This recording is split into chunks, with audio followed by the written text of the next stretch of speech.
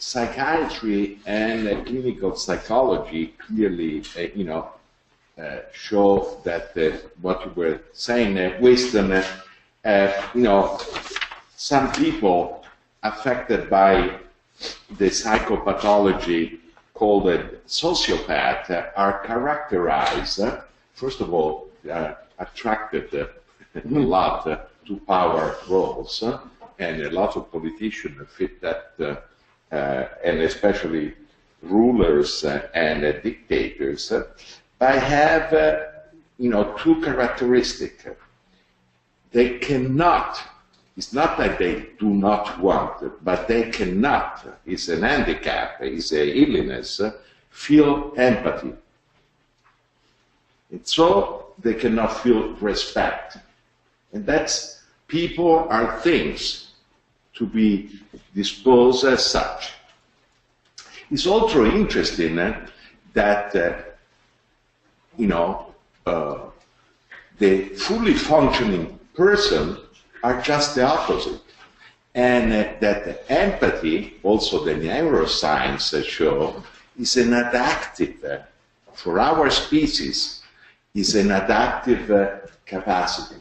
It helps us to survive, because we are mammalian, social mammalian. Also, Carl Rogers' research, 8 years of research, has shown that in child rearing, in education, in the helping profession, in interpersonal relationship, what are the effective core conditions are empathy, respect, and authenticity, and the congruence, the capacity for deep contact with oneself, others, and the world. Those are, so to speak, the recipe for sustainable relationship and sustainable change. In terms of informal power, and I think we can speak, I don't have the time, but I choose to say that what is called natural leaders, and UN organization find, for example, that to promote health and well-being in population, especially in a not developed area, is much more effective to enlist natural leaders. That can be an older woman, an aunt, where the whole village would listen to that person that is recognized and trusted as a natural leader much more than designated expert, the doctor, the mayor, because there is also there a high level of distrust of official power figure. Then I think the important field of informal education. Well, on one side, we have the most famous figure in informal education in the West is Malcolm Knowles, an American figure that translated the principle of person and student-centered education of Carl Rogers to adult and informal education.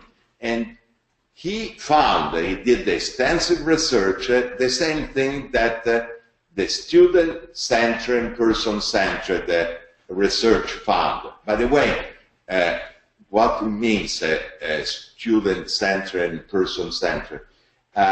In the beginning, when the change from traditional education was to active learning and more student-centered instead of professor-centered, there were some unsuccess, and they discovered that the mistake they made was kind of obvious. They focalized on the persons of the students. Also the teachers are persons. The administrators are persons. And so either you have an approach that recognize, empathize, and respect everybody as a person, or you're going to create some problems instead of solutions. So Malcolm Knowles has been contributing. If you look at to Wikipedia, you have all these books. Again, informal education, you find that people learn across all the lifetime, and that certain kind of human relationship are much more effective and create the optimal learning condition where you don't feel under threat, but you feel you are trusted, encouraged to explore, and allowed to learn from mistake. You know, to have, wouldn't be great if a society would learn from our mistake. We wouldn't be in such a terrible condition. And so, there is ample, we're talking here about like 800 meta-analysis. For example, Carl Rogers' model of education, about 42 states in the United States, about 30 million of learners investigated. So we're talking about big learner with big numbers. Is twice as effective in content retention, in better behavior, less absence from the school, and promote critical thinking and better civic virtue.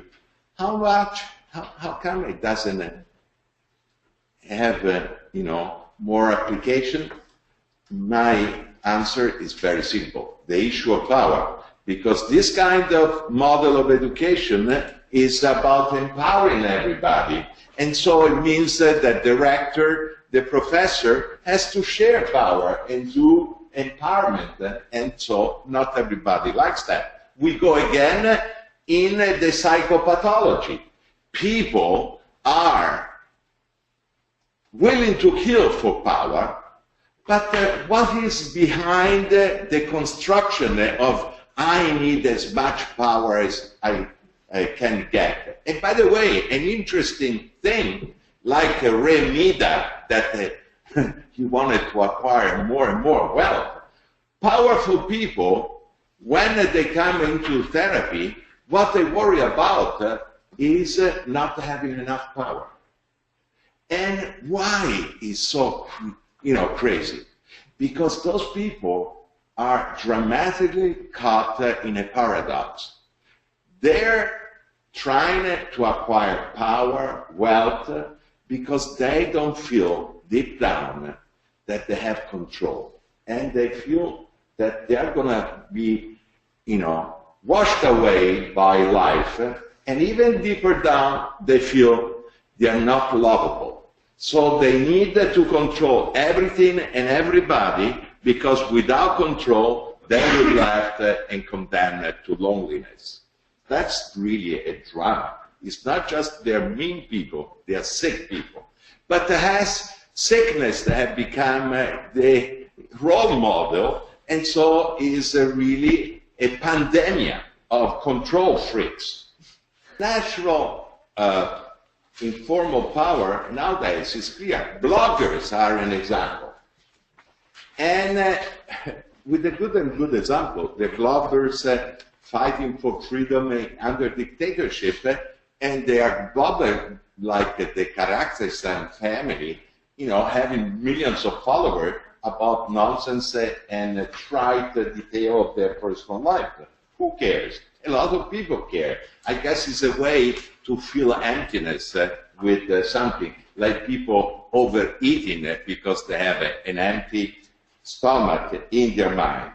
So I think that we should appreciate and empower more the natural leaders and have with the electronic community also way to have more ears. For example, what about sharing just the story of love or solidarity and have them be heard as the healing, informal, power that we need to cultivate and to appreciate for a more sustainable society.